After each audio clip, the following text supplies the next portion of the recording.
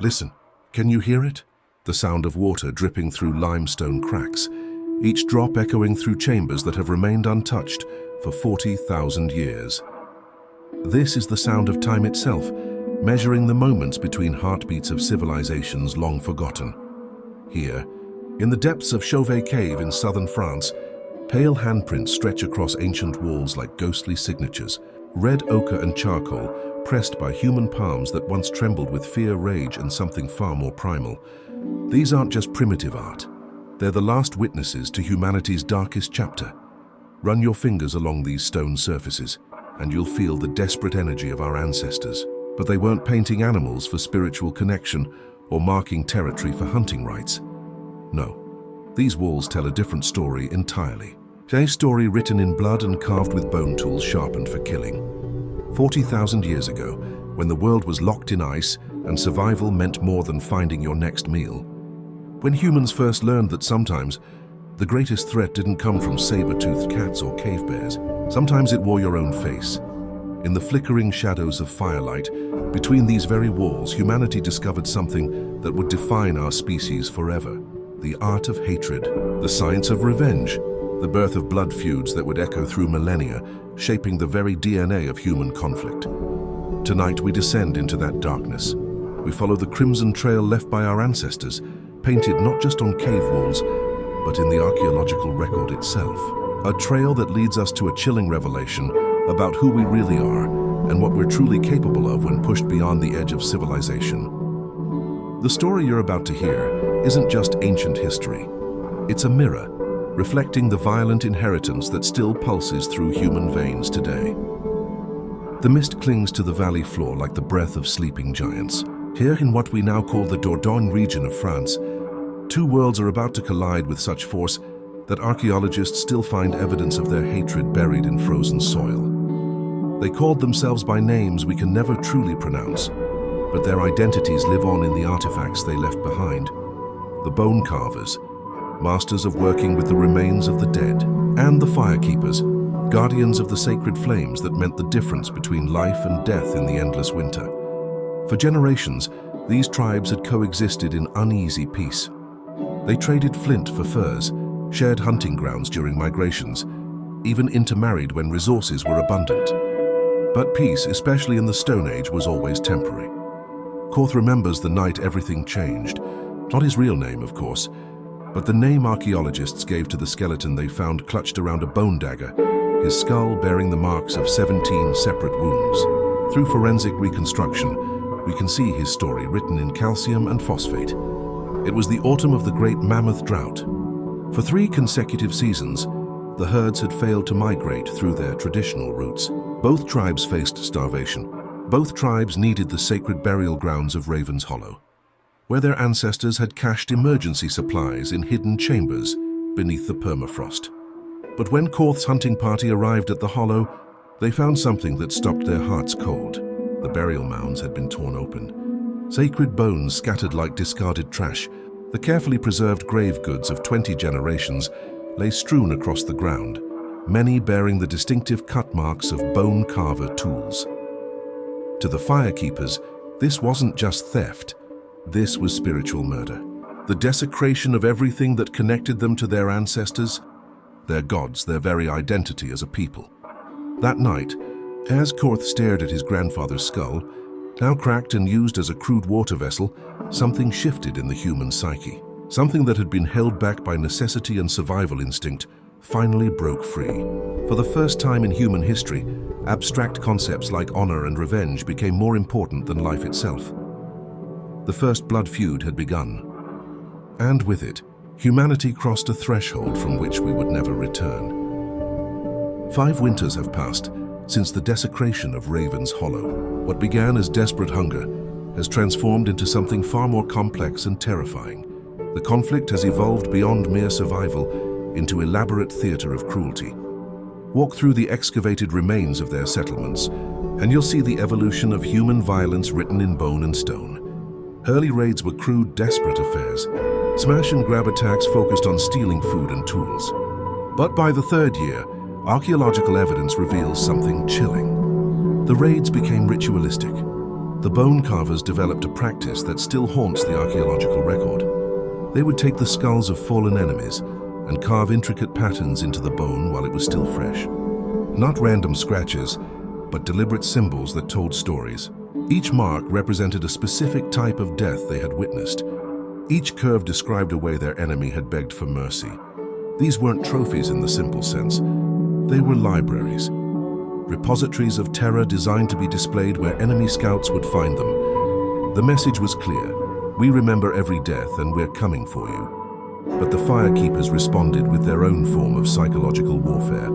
They developed ritual scarification, burning specific patterns into their own skin that corresponded to successful kills. The deeper the burn, the more brutal the execution had been. Young warriors would compete to see who could endure the most elaborate scarring ceremonies, wearing their pain as badges of honor. Dr. Sarah Mitchell, forensic anthropologist at Cambridge, explains what we're really looking at. These aren't just ancient battle scars. They're evidence of humanity's first organized psychological warfare campaigns. Both tribes understood that physical death wasn't enough anymore. They needed to destroy their enemy's will to fight, their capacity for hope. The scarring rituals served multiple purposes. They identified warriors by their level of experience. They intimidated enemies during face-to-face combat. But most importantly, they created a permanent physical reminder of the feud for every member of the tribe. Every time a firekeeper warrior looked at his own reflection in still water, he saw the map of violence that defined his existence. By the 6th year, both tribes had developed complex ceremonial calendars around their conflict. The spring raids corresponded with the melting of winter ice. Summer battles aligned with the migration patterns of prey animals. But autumn was reserved for what they called the deep cuts, ritualistic torture sessions designed not to kill, but to send living messages back to enemy camps. Archaeological evidence from these sessions is almost too disturbing to describe. Carefully healed bone fractures that show systematic, repeated breaking and setting. Dental modifications that could only have been done while the victim was conscious. Surgical scarring that demonstrates a sophisticated understanding of how much damage a human body could survive. The most chilling discovery came from a cache site discovered in 2019. Anthropologists found what they initially thought was a ceremonial burial chamber, but carbon dating revealed the truth. It was a teaching facility, a place where young warriors from both tribes learned the art of inflicting maximum psychological damage while keeping their victims alive long enough to carry messages home. Humanity had learned to weaponize suffering itself, and once that knowledge existed, it could never be unlearned. 20 winters of blood have passed. An entire generation has grown to adulthood, knowing nothing but war. These are not the children of the original conflict. These are something new, something evolution had never prepared the world to face. Her name, according to linguistic reconstruction, meant she who walks between shadows, but archaeologists call her Asha, after the burn patterns found etched into her remains. She was 17 when they found her body in what appears to be a carefully constructed throne made from the rib cages of her enemies. Asha represents the terrifying culmination of multi-generational warfare. While her parents fought over resources and territory, she fought for something far more abstract and infinitely more dangerous, the perfect expression of hatred itself. The psychological profile constructed from her remains and the archaeological context tells a story that still chills researchers today. Asha wasn't just a warrior, she was an artist whose medium was terror, whose canvas was the human psyche. She pioneered hunting tactics that had nothing to do with killing prey and everything to do with breaking minds. The ghost trails were her signature creation. She would track enemy hunting parties for days, always staying just out of sight, leaving subtle signs that someone was watching. A broken twig here, a rearranged stone there, the psychological equivalent of slow poison. Her victims would return to camp paranoid and exhausted, reporting the constant sensation of being hunted. But when war parties went out to investigate, they found nothing. No tracks, no evidence. Just the growing certainty that death was stalking them with inhuman patience. But Asha's true genius lay in her understanding of symbolic communication. She turned the entire valley into a vast, terrifying message board. The bone arrangements she left behind weren't random. Each configuration told a specific story. delivered a particular threat. Skulls arranged in spirals meant, "Your children will die first." Femur bones planted upright in perfect circles promised slow starvation. Rib cages assembled into geometric patterns described exactly how each member of an enemy family would be tortured before death. Dr. James Whitmore, a behavioral archaeologist specializing in prehistoric violence, describes what they've uncovered. Asher essentially invented psychological warfare as we know it. She understood that the anticipation of violence could be more destructive than violence itself. Her victims were destroying themselves with fear long before she ever touched them. The firekeepers responded by developing their own symbolic language.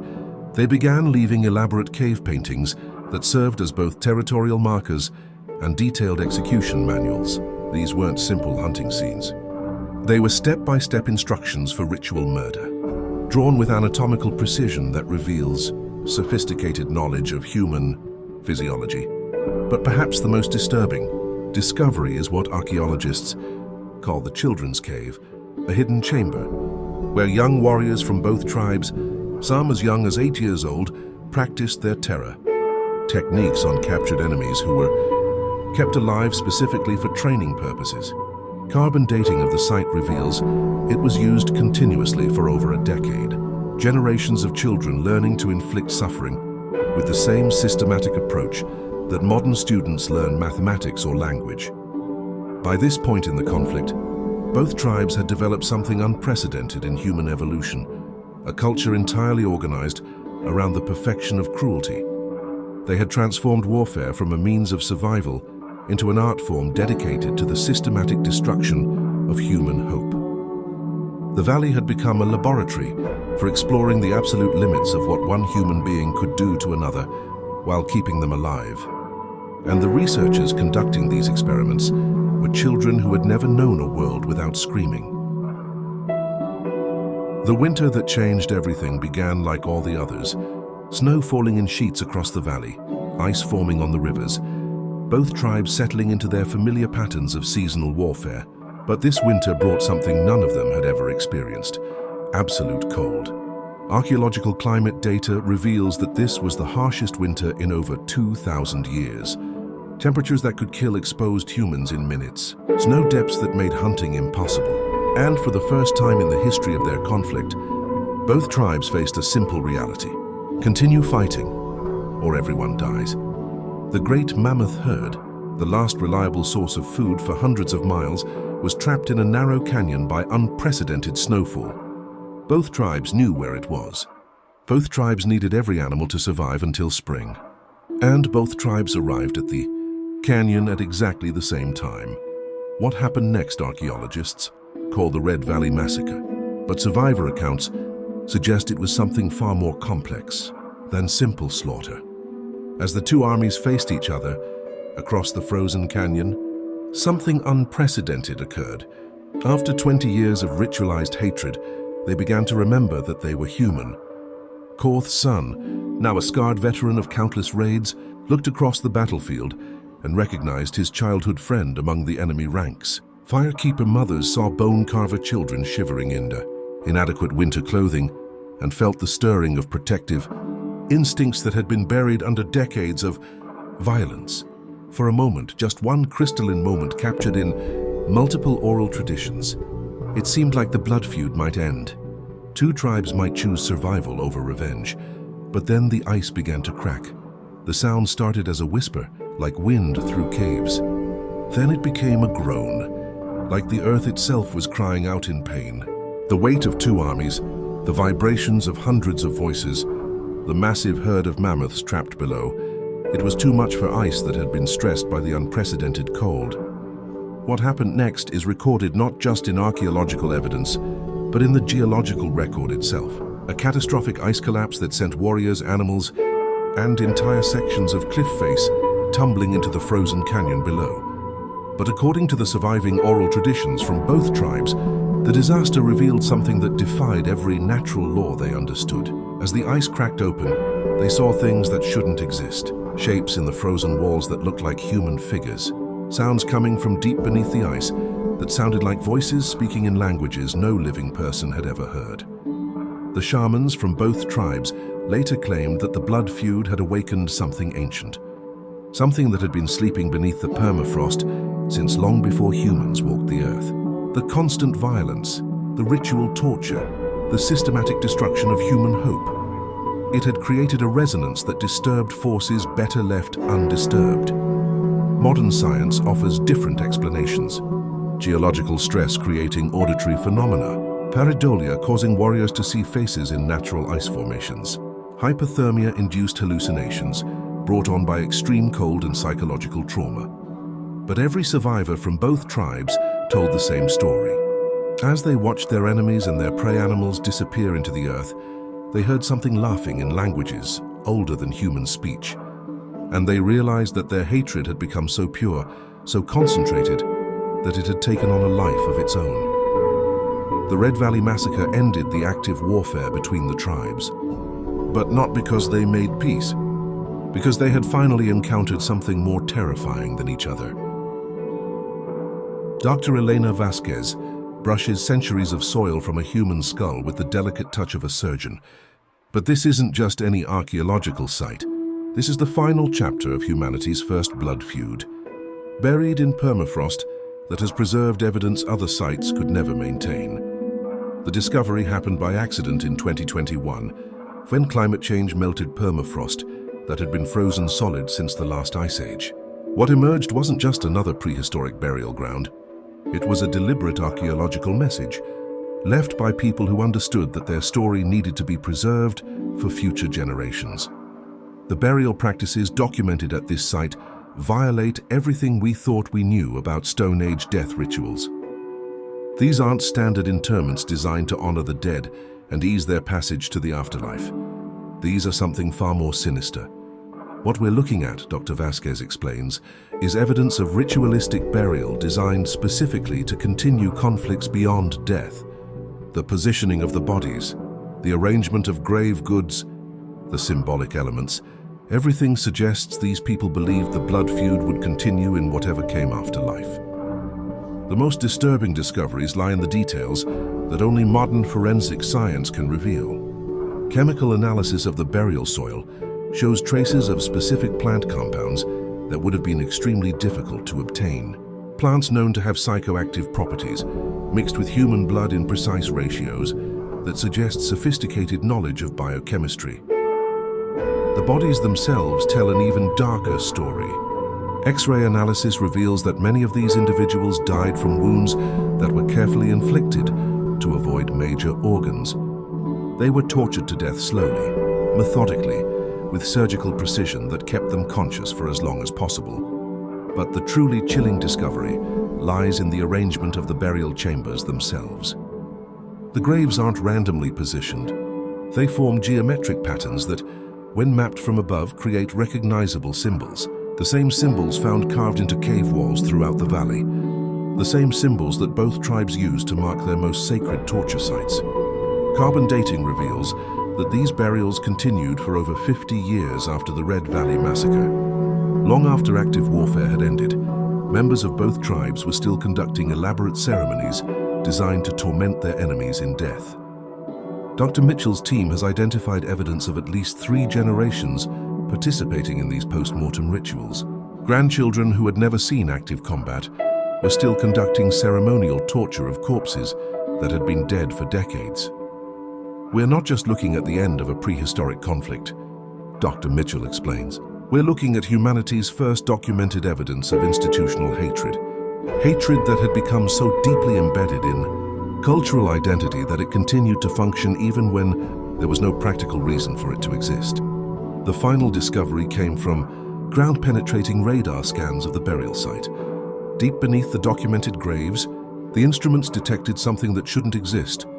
Evidence of much older burial chambers arranged in identical patterns, containing bodies that date back over 1,000 years before the blood feud began. This wasn't the first time humans in this valley had organized their entire culture around ritualistic violence. The archaeological evidence suggests a cycle of blood feuds stretching back over millennia, each generation rediscovering the same methods of systematic cruelty, each conflict ending only when participants encountered something that terrified them more than they terrified each other. The implications are staggering. Humanity's capacity for organized ritualistic violence isn't an aberration or a learned behavior. It's a pattern that emerges naturally when the right environmental and social conditions align. A pattern that has been repeating itself for far longer than recorded history can document.